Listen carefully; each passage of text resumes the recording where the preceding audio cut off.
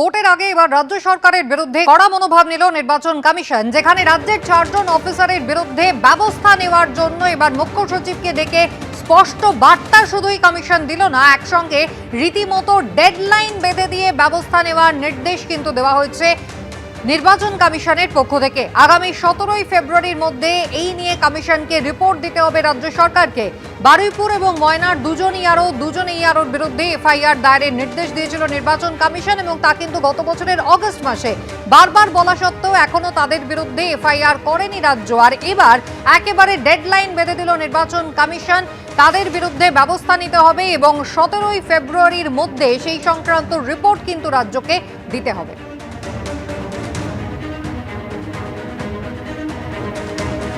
বারুইপুর এবং ময়না এই দুই বিধানসভা কেন্দ্রে দুজন ইআরও এবং দুজন এইআরও এদের বিরুদ্ধে এফআইআর করার নির্দেশ ছিল। ভোটার তালিকায় গড়মিলের অভিযোগ উঠেছিল এদের বিরুদ্ধে, এবং এফআইআর করে এদের বিরুদ্ধে বিভাগীয় তদন্তের নির্দেশও কিন্তু দেওয়া হয়েছিল। কোনো ব্যবস্থাই নেয়নি রাজ্য সরকার, আর এবার সেই নির্দেশ কার্যকর করতেই হবে এই 4 জন অফিসারের বিরুদ্ধে।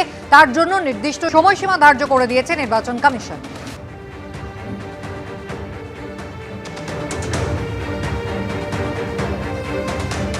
আর এই প্রসঙ্গে আমরা কথা বলেছিলাম বিজেপি বিধায়ক শঙ্কর ঘোষের সঙ্গে। কি জানালেন তিনি, দেখুন। নির্বাচন কমিশনের এই সিদ্ধান্ত পালন করবার ক্ষেত্রে রাজ্যের মুখ্য সচিব কি করেন সেটা নিশ্চিতভাবে দেখার অপেক্ষায় থাকব। কিন্তু তার পাশাপাশি এটা ভুলে গেলে চলবে না যে আলাপন বন্দ্যোপাধ্যায় থেকে শুরু করে নন্দিনী চক্রবর্তী মহাশয়া এই যে দীর্ঘ তালিকা রয়েছে আইএএস আইপিএস অফিসারদের, তারা শুধু নির্বাচন কমিশনের নয়, ভারত সরকারের দেশের যে বিভিন্ন নিয়ম কানুন যে আইএএস আইপিএস অফিসারদের পালন করবার কথা, পশ্চিমবঙ্গের ক্ষেত্রে তা উপেক্ষা করবার সাহস দেখিয়েছেন। পশ্চিমবঙ্গ কি দেশের বাইরে? এই আইএএস আইপিএস অফিসারসরা কি দেশের অভ্যন্তরে কাজ করছেন না দেশের বাইরে কাজ করছেন? ফলে স্বাভাবিকভাবেই অপেক্ষায় থাকবো পরবর্তী পদক্ষেপ সরকারের কি হয়। আর যদি না নেন, তারপরে নির্বাচন কমিশন যদি কোনো পদক্ষেপ না নেয়, তাহলে নির্বাচন কমিশনের দিকেই মানুষের আঙুল উঠবে। নির্বাচন কমিশন গতকালই কিন্তু তলব করেছিল এবং দিল্লিতে নির্বাচন সদনে পৌঁছেছিলেন মুখ্য সচিব নন্দিনী চক্রবর্তী। 1 ঘন্টা বৈঠক হয় তাঁর জ্ঞানেশ কুমারের সঙ্গে। রাজ্য সরকারের বিরুদ্ধে কিন্তু জাতীয় নির্বাচন কমিশনের একাধিক অভিযোগ রয়েছে। জাতীয় নির্বাচন কমিশনের নির্দেশ মানা হয়নি এমন অভিযোগ কিন্তু গতকাল জ্ঞানেশ কুমার করেছেন, যার মধ্যে অন্যতম বারুইপুর এবং ময়নার বিধানসভার অন্তর্গত যে 4 জন অফিসার রয়েছেন, অর্থাৎ 2 জন ইআরও এবং 2 জন এইআরও, এদের বিরুদ্ধে ভোটার তালিকায় গড়মিলের অভিযোগ রয়েছে এবং নির্বাচন কমিশন এদের বিরুদ্ধে এফআইআর করার নির্দেশ দেওয়া সত্ত্বেও এতদিন কেটে যাওয়ার পর এখনো রাজ্য সরকার কোনো পদক্ষেপ করেনি। আর এবার তারই জন্য একেবারে ডেডলাইন বেঁধে দিয়েছে নির্বাচন কমিশন।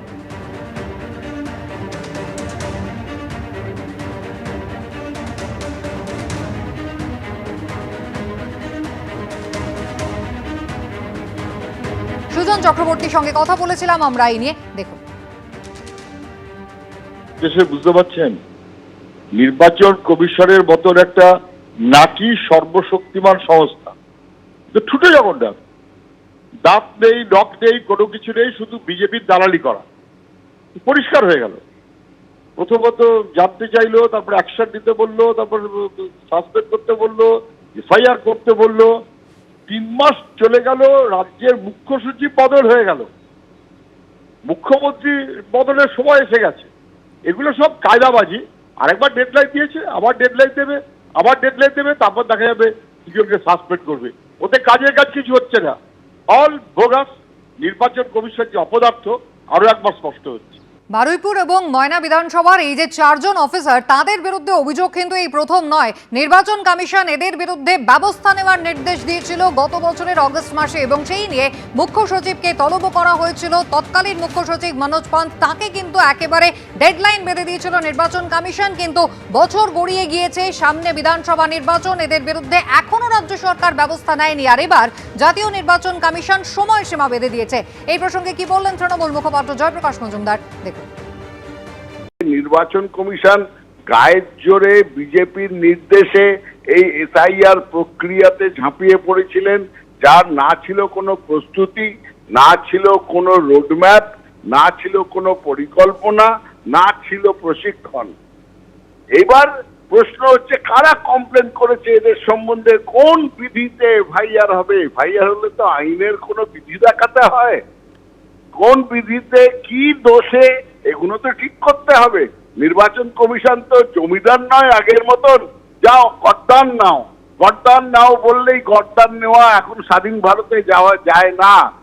নির্বাচন কমিশন জমিদারের মতন ব্যবহার করছেন, আর সরকার সেটা দেখবেন, যদি কোনো সত্যি কোনো গাফিলতি হয় নিশ্চয়ই তারা করবেন। অভিযোগ রয়েছে বসিরহাট 2-এর বিডিও সুমিত্র প্রতিম প্রধানের বিরুদ্ধেও। নির্বাচন কমিশনকে না জানিয়ে 11 জন কর্মকর্তাকে তিনি নিয়োগ করেছেন। বসিরহাট 2-এর বিডিও তথা ARO তাকে সাসপেন্ড করে বিভাগীয় তদন্ত শুরুর নির্দেশ দেয় নির্বাচন কমিশন। বসিরহাট 2-এর বিডিও সুমিত্র প্রতিম প্রধানের বিরুদ্ধেও ব্যবস্থা না নেওয়ার অভিযোগ রয়েছে রাজ্য সরকারের বিরুদ্ধে।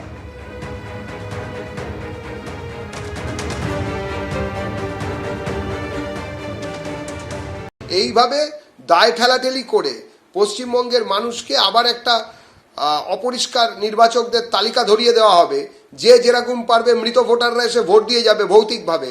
বাংলাদেশি অনুপ্রবেশকারীরা যারা মুসলিম তারা এখানে ঢুকে পড়ে যা তা করবে, এসব করতে দেওয়া যাবে।